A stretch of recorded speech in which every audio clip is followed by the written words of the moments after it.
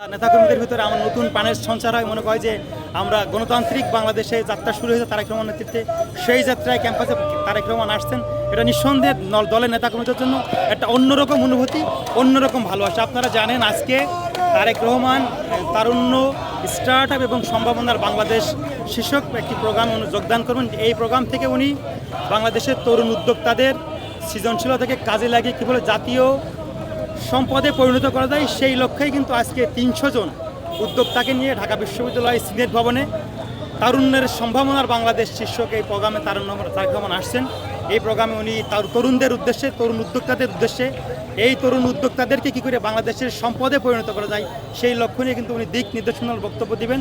শিল্প মন্ত্রণালয়ের আন্ডারে প্রোগ্রামটি হচ্ছেন। আমরা মনে করি এই প্রোগ্রাম থেকে বাংলাদেশের নতুন যা তরুণ উদ্যোক্তারা আছে তারা দিক নির্দেশনামূলক বক্তব্য শুনতে পারবেন এবং সাথে সাথেই তরুণ উদ্যোক্তাদের জন্য সরকার কী কী ব্যবস্থা নিতে সে বিষয়েও তারা স্পষ্ট হয়ে আমরা মনে করি এটা খুবই গুরুত্বপূর্ণ।